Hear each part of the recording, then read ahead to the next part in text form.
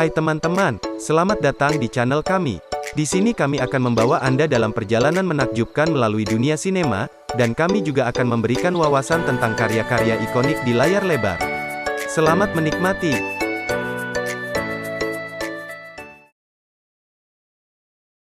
Film bermula di kota Santiago, yang menceritakan seorang wanita yang cantik serta seksi bernama Amanda dan dia bekerja di sebuah perusahaan arsitek.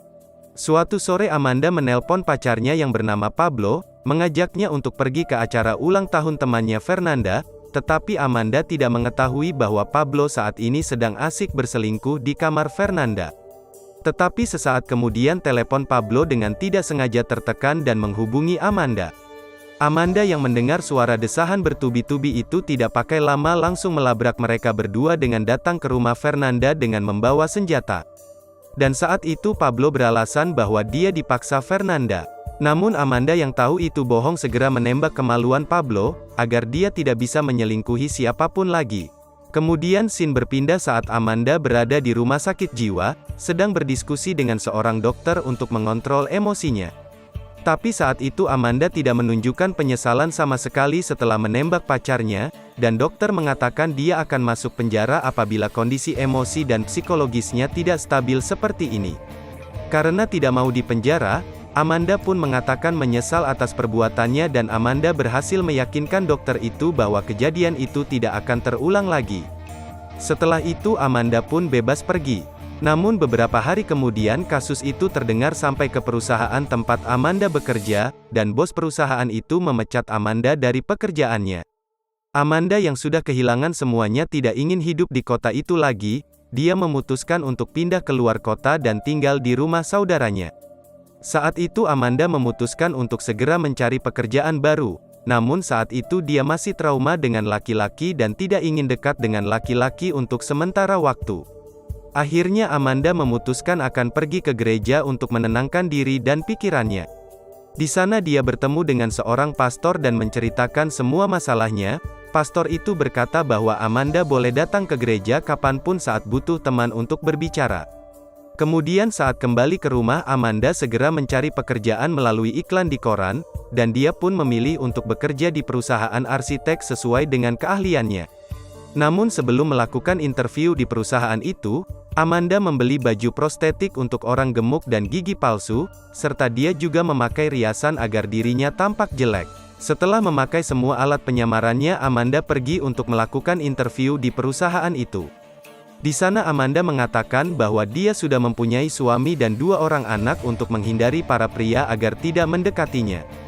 Dan karena pengalaman serta kecerdasan yang Amanda miliki, Amanda akhirnya diterima di perusahaan tersebut oleh bosnya yang bernama Max. Saat itu pula Amanda merasa lega karena dia diterima bukan karena dilihat dari penampilannya saja. Setelah itu Max memperkenalkan Amanda kepada para staf dan masing-masing pekerjaannya di kantornya. Yang pertama bernama Juan, yang sudah berumur parubaya dan dia sudah mempunyai 3 anak. Yang kedua bernama Karin yang masih muda dan seksi. Karin hanya melakukan pekerjaan yang ringan di kantor karena kecantikannya membuat semua orang memanjakannya. Dan yang terakhir bernama Marcelo. Marcelo adalah pria yang memperlakukan seseorang hanya berdasarkan penampilan luar orang itu. Kesehariannya hanya bekerja dan membawa pulang wanita yang berbeda-beda setiap malam. Dan saat Marcelo bertemu dengan Amanda pertama kalinya, Marcelo dengan spontan mengejek penampilan Amanda yang buruk rupa. Amanda pun sadar bahwa Marcelo mempunyai sifat yang jelek, dan mereka berdua pun tidak ingin saling mendekati satu sama lain. Kemudian scene berpindah pada saat mereka sedang rapat. Amanda diberitahu bahwa ada gedung tua yang sedang direnovasi oleh perusahaan mereka. Renovasi tersebut sudah selesai, namun terdapat komplain dari pelanggannya mengenai jalur internet di struktur gedung itu yang bermasalah. Amanda yang sudah berpengalaman seketika itu langsung mengetahui apa sumber masalahnya. Tetapi saat itu Karin tidak ingin Amanda ikut campur, dikarenakan posisinya masih sebagai pekerja baru yang kurang berpengalaman. Namun Max tetap memutuskan Amanda akan ditemani Marcelo dan Juan yang akan terjun ke lapangan untuk menyelesaikan masalah itu. Kemudian scene berpindah pada saat mereka bertiga berada di teras gedung itu. Terlihat Amanda sedang berusaha menyelesaikan masalah itu sementara Marcelo sibuk bercerita dengan Juan mengenai pengalaman seksnya. Setelah Amanda menemukan sumber masalah gedung itu, mereka bertiga memutuskan untuk pergi ke lokasi gangguan itu. Tetapi Marcelo dan Juan masih saja melanjutkan pembicaraan mereka, sementara Amanda sendiri yang bekerja dan mengetahui sumber masalahnya terletak di saluran air yang terletak di bawah gedung itu. Amanda kemudian pergi untuk memeriksa saluran air di sana, sementara Marcelo di luar untuk memeriksa frekuensinya. Namun saat Amanda ingin memasuki celah pintu, badannya tidak cukup, dan Amanda pun melepaskan baju prostetiknya agar bisa masuk. Namun saat itu walkie-talkie Amanda tidak berfungsi yang membuat Marcelo khawatir dan mendatanginya, namun Amanda segera menyilaukan muka Marcelo, dan mengatakan agar Marcelo tidak melihat Amanda karena pakaiannya sedang dilepas untuk menghindari kotoran terkena bajunya.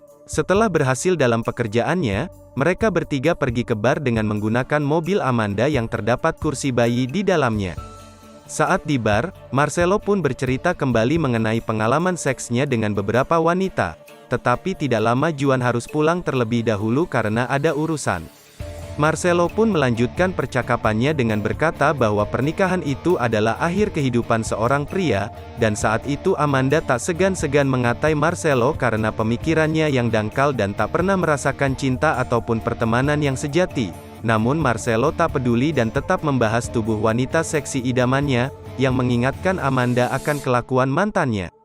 Pada malam harinya Amanda berencana untuk memberi Marcelo pelajaran, dengan melepas semua penyamarannya dan berdandan cantik persis seperti wanita yang diidamkan Marcelo.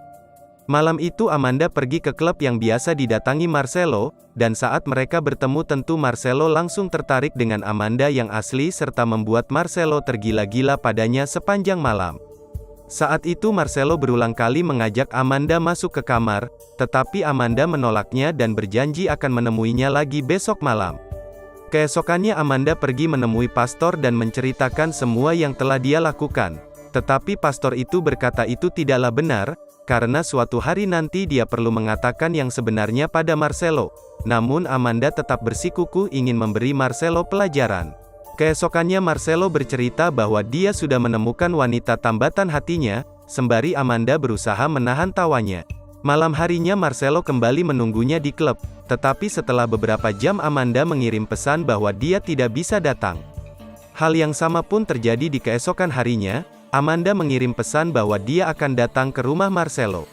Saat di kantor, Marcelo bercerita bahwa wanita itu sangat menyukainya dan akan datang ke rumahnya, namun Amanda hanya tersenyum saat mendengarkan bualannya itu.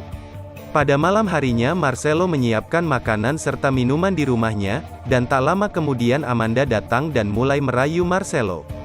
Setelah mereka selesai makan, keadaan di sana mulai memanas, dan Marcelo mulai mencium tangan Amanda, tetapi Amanda segera menyudahinya dan segera pergi, yang membuat Marcelo sangat kebingungan dengan perlakuan wanita ini.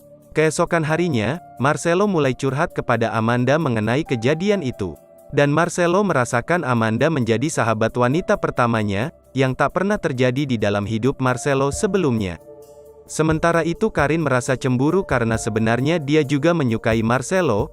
Karin berusaha menguping pembicaraan mereka berdua dan mulai menanyakan kehidupan kedua anak Amanda. Amanda pun merasa terancam dengan pertanyaan Karin itu dan segera meminta bantuan pastor gerejanya untuk mengatur dengan berpura-pura mempunyai dua anak kecil yang bisa diajaknya bermain di kantornya. Namun saat itu Amanda kaget melihat Marcelo bermain dan sangat ramah dengan anak kecil itu, padahal Marcelo pernah mengatakan bahwa dia tidak suka anak kecil. Pada malam harinya, Amanda datang ke rumah Marcelo untuk kencannya yang kedua, namun kali ini Marcelo lebih suka mengenal jati diri Amanda yang sesungguhnya daripada merayunya. Dan akhirnya mereka bercinta di kamar, tetapi entah kenapa saat itu Marcelo tidak bisa ereksi. Keesokan harinya Amanda memberitahu bahwa Marcelo harus lebih sepenuh hati, daripada membeli makanan dari luar. Lebih baik Marcelo memasak sendiri untuk wanita idamannya. Mereka pun pergi ke rumah dan memasak bersama. Ini pertama kalinya Marcelo punya sahabat wanita yang terasa menyejukkan hati Marcelo. Setelah selesai makan mereka pergi ke teras untuk mengobrol. Amanda memberitahu bahwa sebenarnya Marcelo takut berkomitmen pada suatu hubungan. Tiba-tiba, mereka terbawa suasana dan berciuman, karena terdapat percikan di hati mereka berdua. Kemudian scene berpindah saat Marcelo sedang membicarakan kehidupan percintaan dengan Max. Max memintanya untuk memejamkan mata dan memikirkan seorang wanita. Saat itu juga Marcelo sudah tahu siapa cinta sejatinya. Beberapa hari kemudian Amanda datang lagi ke rumah Marcelo. Di sana Marcelo memberitahu bahwa dia mencintainya, tetapi Amanda mengetahui bahwa itu bohong dan merasa sedih karena Marcelo masih belum berubah menjadi lebih baik. Amanda memintanya untuk memakai pakaian wanita dan memborgolnya di ranjang untuk memotong perut Marcelo. Beberapa saat kemudian polisi tiba di rumah Marcelo dan mengetahui bahwa itu darah palsu yang digunakan hanya untuk menakuti dan memberi pelajaran kepada Marcelo. Amanda telah selesai memberi pelajaran pada Marcelo seperti yang dia inginkan. Tetapi Amanda merasa masih ada yang kurang dan bertemu pastornya untuk mengaku sebenarnya dia juga mencintai Marcelo. Kemudian Marcelo memberitahu Amanda bahwa sekarang dia sudah menjadi orang yang berbeda yang hanya ingin mencari cinta sejati dan bukan cinta semalam lagi, dan Marcelo pun mulai mencoba kencan dengan Karin beberapa kali. Suatu malam Marcelo datang ke rumah Amanda saat mabuk, tetapi Amanda tidak mengizinkannya masuk dan hanya berbicara melalui celah pintu. Marcelo berkata bahwa dia sudah melamar Karin dan akan menikah minggu depan. Tetapi Marcelo juga mengakui bahwa dia mencintai Amanda meskipun dia bukan tipe wanita yang didambakan Marcelo, serta status Amanda yang diketahuinya sudah menikah. Mereka berdua berlinang air mata dan berpisah tanpa bisa berkata-kata. Saat hari pernikahan Marcelo bertemu dengan Amanda di luar gereja, Amanda ingin memberitahu kenyataan yang sebenarnya, tetapi hanya berakhir dengan pelukan saja. Dan pada saat pendeta menanyakan Marcelo apakah akan menerima Karin sebagai istrinya, Marcelo hanya terdiam dan tidak menjawab. Tiba-tiba Amanda bersin dan gigi palsunya terlepas. Saat itu Marcelo juga melepas rambut palsunya dan mengetahui kebenaran sesungguhnya. Scene berpindah ke beberapa tahun kemudian, terlihat Marcelo dan Amanda telah menikah. Mereka memiliki 3 anak dan hidup bahagia.